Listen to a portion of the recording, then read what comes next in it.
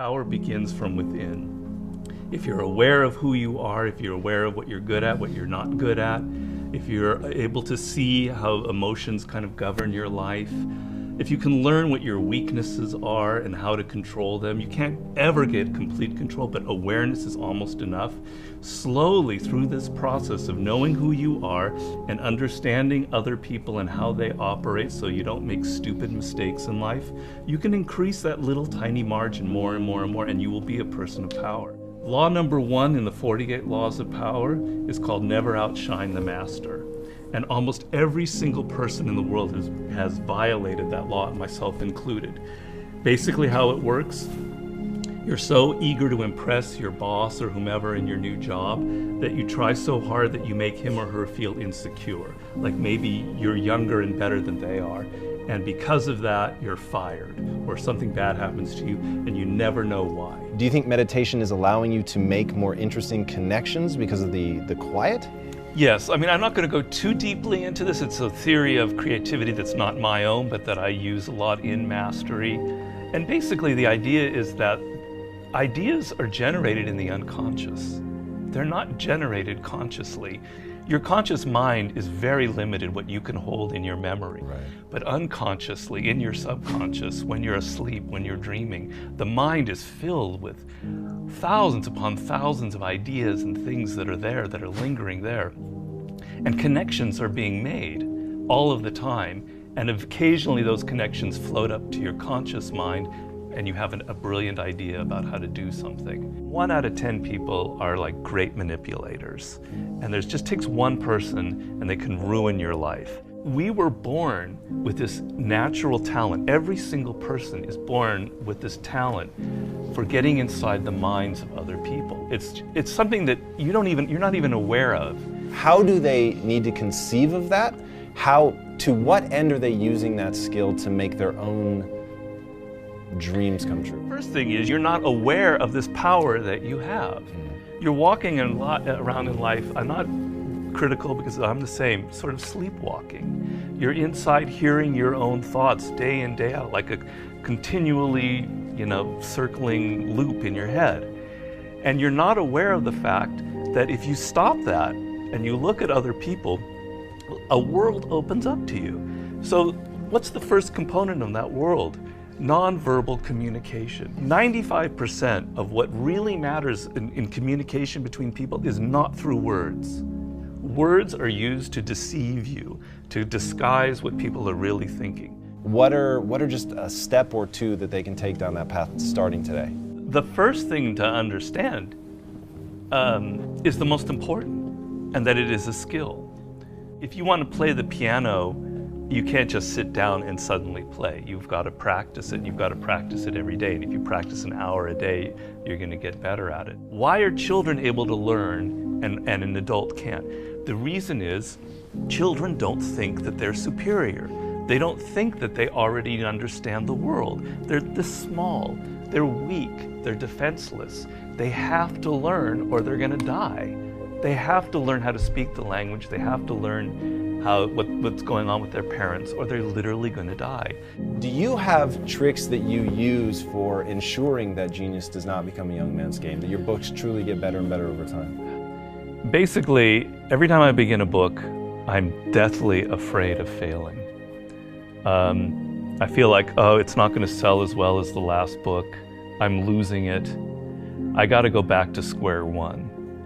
Each project, each thing that you do in life, you have to kind of create that feeling in the gut like, I don't know if I'm going to be able to pull it off. I don't know if I can go 12 rounds with Floyd Mayweather this time. I don't know it. The secret really to success in life, I have to say, is retaining, I talk about this in Mastery, is retaining your childlike qualities. If you're completely a child, that's not going to work. Negative capability is rule number 1 for being a creative person. And if you don't follow anything else in Mastery, that would be enough.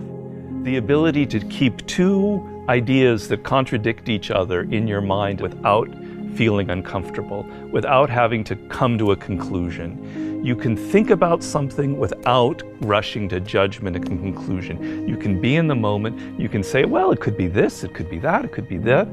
And you don't have to decide whether it's A, B, or C. You're open to adopting 3 or 4 different viewpoints.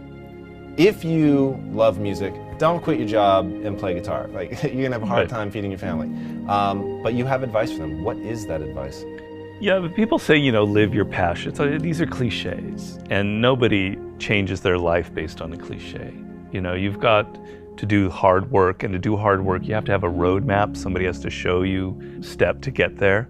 Working for yourself, starting your own company, doing what you love should be everybody's goal. The process begins by first knowing what you really love. And believe me, I do a lot of consulting. A lot of people have no self-awareness. They don't even really know what it is that they were meant to do in life. They loved music when they were a kid, but then they got into law or whatever because of their parents, and then they don't know who they are anymore. Well, do I really like music? You got to go through that process first of figuring out what it is that really connects to you in a deep, visceral way, what you loved when you were a kid, what still excites you. Once you go through that and you understand it and you've got some clarity about it, okay, how do I incorporate that in my life? So if you're 23 years old, it's a little easier. I love music, but I'm not a musician because I've not been practicing it. I just love music. But I have a real good sense of business. I've been studying business and I have an MBA, etc. Okay, I've got to now find a way to craft a career that combines my knowledge of business and my love of music. And if I follow that and I do it smart and I plan it out, eventually what starts out with more business than music will end up becoming more creative as I get better and better at it. How do you prepare somebody to survive that initial stage of boredom and pain? Well, pain is great. You've got to embrace pain. Pain is pleasure. You've got to make the connection between the physical and the mental. Well, you know that when you're exercising, when you're running or you're working out or whatever, it hurts, but it leads to something pleasurable. You have to be able to translate that to mental things. And if you make that switch in your mind, it is mind-blowing what can happen to you. Who are the most messed up people in the world? Spoiled kids. Kids who are given everything, who have a rich father or mother and they don't have to work or try. They are the most messed up people you'll ever meet. Each person, I make this point in Mastery, is born unique. And it's kind of one of those cliches. Yeah. But there's science to it. The science is your DNA will never be repeated. The way your brain is wired will never be repeated. Your experiences in life, you're one of a kind. And it's an amazing thought if you think about it. Of all of the billions of humans that have lived and will ever live, there will never be anybody who is wired like you are wired.